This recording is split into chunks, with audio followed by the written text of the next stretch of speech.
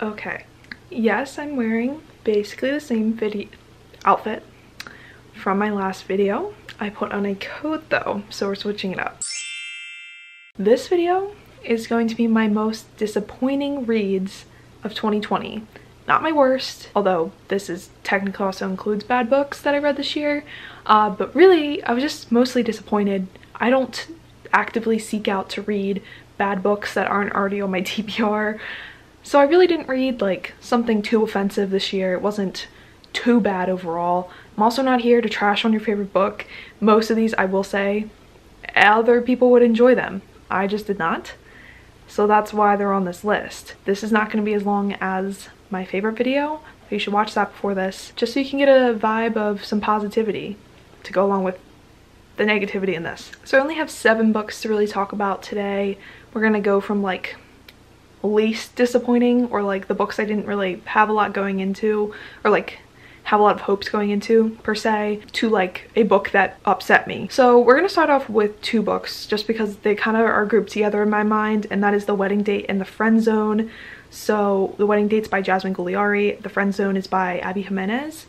I read this in the very beginning of 2020. I have a vlog for it. I will link it up above. It is a trip. I recommend you watch it because it was kind of like criminally underviewed, in my opinion. It's a good time. And I read these just to test out some adult romance. I mean, I knew I liked it, but I wanted to kind of see like if I could find some more favorite authors and stuff. I ended up not liking either of these books very much at all. For The Wedding Date, I just thought it was dull. It was like fade to black scene. This followed characters that kind of met in an elevator and they decided to be a fake wedding date. And they obviously are kind of like connected. They end up like getting together like in the beginning of the book, and then it's just them having like long distance issues the entire time, which is like fine, I guess, but it just wasn't very fun. And I didn't really care that much about the couple, and I just wasn't invested overall. So that's why I didn't like that one. The Friend Zone, on the other hand, did some shit, okay? So the main character is this woman, and one of her best friend's husband works at a fire station, and one day when she's at the fire station, she meets the husband's best friend, who's going to be the best man in their wedding, and a romance is struck up. It's like hate to love. The main character also deals with infertility, so there's that aspect thrown in as well. This book just did something at the end that I honestly was flabbergasted by. Honestly, I'll spoil it right now. I think I spoiled it in the vlog, but if you have no interest in reading this, you can watch right now. I'm gonna spoil this though, so if you don't want to be spoiled for this, don't keep watching. When the book cover goes away, I'm done talking about it, so you can come back then. At the end of this, they kill off the best friend, like the firefighter best friend, and the fiance is left as like a widow, and it's like literally traumatic how they like explain it, because he's in this car accident and he's kind of on life support for a little bit, but they think he's getting better, like he's showing signs of getting better, and then they literally graphically show that he like has like a grand mal seizure, or he like becomes brain dead, and like it is just so disturbing, honestly, for like a book that's kind of portrayed as like the best man falling in love, like the best man of a wedding falling in love with like the maid of honor, you know, kind of vibes. Like I know people are like recommend this as like wedding romances. The wedding doesn't happen because the author kills off the groom, okay? It is dark. And then also at the end, the main character that has fertility issues, of course, ends up getting pregnant and kind of just negates the entire book, which is basically about how she doesn't want to get into a relationship with the love interest because he wants a huge family. But then they end up having a kid, so like what the hell was the point anyway? It just irritated me to a grand extent. This is probably the book that brought out the most negative feelings for me, because I just, like, come on. This is supposed to be a romance, and like I know like not all romances are flowers and princesses and fairies, whatever, but come on. It was marketed as like, and I see people recommending it as like a wedding romance. Okay, no. There's never even really that much like wedding planning. And then the second book in this series follows the widow, like the now widow that was going to get married to the guy that died. And I was just like, no, I don't want it. I don't want it. You did her so dirty, and you did me dirty because I had to read that. So no. Okay, welcome back. Sorry, I had to rant for a second. So we're back to the list. So those are some romances. Let's talk about My Plain Jane, which is the sequel to My Lady Jane, which I read in 2019, maybe? And this is a sequel. So this is like a Jane Eyre retelling that has ghosts. So Jane Eyre can like see ghosts, and there's like ghost hunters. I was really intrigued by the kind of concept, but I just felt like it wasn't executed well. I also haven't read Jane Eyre.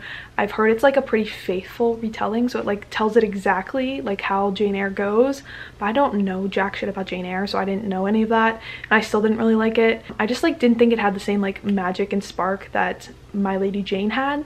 It just was lackluster. I didn't like the writing. I thought it was very confusing. I did listen to it on audiobook, so maybe if I read it physically it would have been better, but overall, just disappointing. It just wasn't that great. These next two books and how I didn't like them, I talk about in length in my 2020 goals, or like will I read more books from these authors videos. I'll link that up above. So I'm just going to briefly talk about both Heartless by Marissa Meyer and The Cheerleaders by Kara Thomas. Starting off with Heartless, I just didn't realize this book was going to be sad. Okay, I just really didn't realize that. I didn't know what the Queen of Hearts really was. I'm not gonna lie, I'm not an Alice in Wonderland stan. I know very little. I guess I should have known like the Queen of Hearts is like off with her head, she's like a bitch or whatever, you know, like she's not like the best person, but I didn't really, that wasn't really clicking with me in this. So like this just has a bad ending. I mean, it's just like why the Queen of Hearts became the Queen of Hearts, right? Which I just like didn't realize going in. It actually is a very interesting story. Like it has like some good plot details and the writing's good, but I was just like disappointed based on my own like thoughts. Like this just wasn't the book for me. That's why it disappointed me. I just like didn't understand. Like I'm a very romance heavy, happy ending heavy, or like at least a fulfilling ending, and I just didn't like it. So that's my own fault. So that's no fault of anybody else but me. The Cheerleaders, on the other hand, I would argue is objectively kind of bad. It was so boring. It was so boring, and then when it wasn't boring, it was kind of confusing, or it just was like there was just like a lot of things were happening, but I just didn't care. And it wasn't all that thrilling. It wasn't really even that mysterious.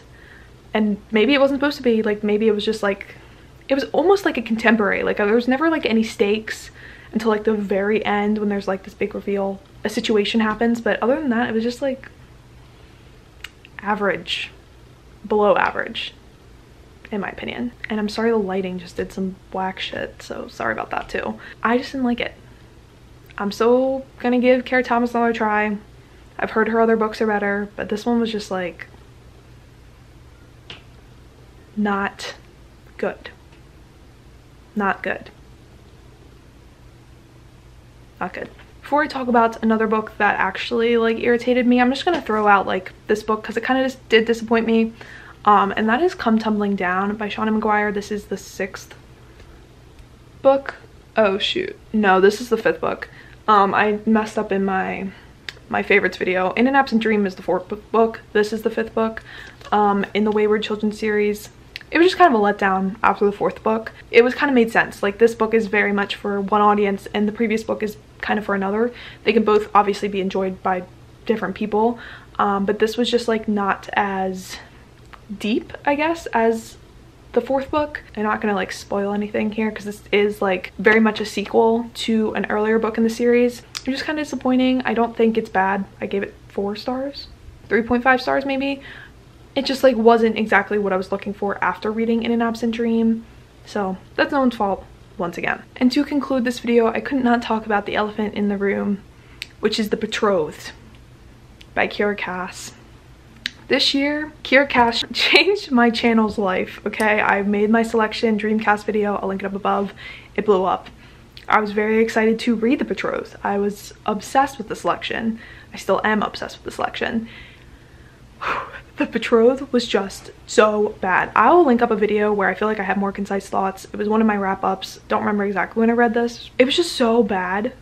It was just so bad. It was just so much happened and it was just crazy, but not in a good way. It was so dull. I didn't care. She threw around the G slur with like 27 times, which you can say is like part of a period piece, but as an author, you also can just like not include that. And overall, it was just like the weirdest thing I've ever read. Like truly, like not in like the actual content was weird. I was just like the plotting, the character development, the characters, period, the plot, the lack of plot, really.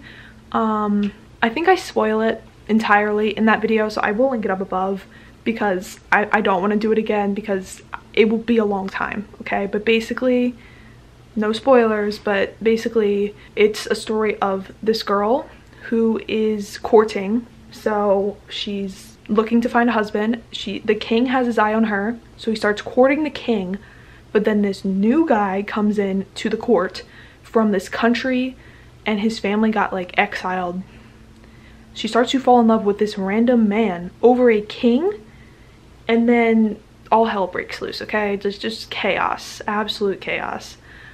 And the writing was bad, the characters are bad, the plot is bad, so there's just really nothing redeemable about this. I gave it 1 star. It was disappointing. Like, I love the selection. The writing is so fast-paced, it is so fun, but this was just so not that. And I feel so bad because the rating on Goodreads, astronomically low, like one of the lowest ratings I have ever seen. And I just think with the success of the selection, like her editor just said like, oh yeah, Kira, just go for it. But like, no, somebody needed to edit this because it was just so bad. Like, what is it? I gave it 1 star. The average rating on Goodreads is a 2.94. I don't know how familiar you guys are with Goodreads, but that is so astronomically low. Like, if you're below 3.5, like, that's low. Like, you have to have so many 1-star reviews or like bad reviews to get it that low. Like what's the breakdown? Oh, see, like, I've never seen this. Like it's almost always like 5 stars for the top review, okay? Like, or like 4, but like 3 being the top, and then there being like more 2 stars than 4 and 5. It's just like unheard of. My worst book of the year didn't make me the most mad, didn't make me more mad than The Friend Zone, but definitely the worst book I read this year. So that's my most disappointing books of 2020. I mean, it wasn't really that bad, honestly. There wasn't an excess of books that really grinded my gears, and I'm looking forward to learning more about my reading taste. I know that sometimes I probably should read the description of the books, or at least know the vibes of the books before I go into them. And every time I don't like a book, I just know that maybe there's something, a trope in there or something that I just don't vibe with, and I will steer clear of it. So it's really just helping me read better in the future. Unless I get sucked in by hype, and then it's really just downhill from there. Let me know your thoughts on any of the books I discussed here. I would love to chat, especially about some books. But thank you guys so much for watching. I hope you have a great day. I will talk to you very, very soon. Bye!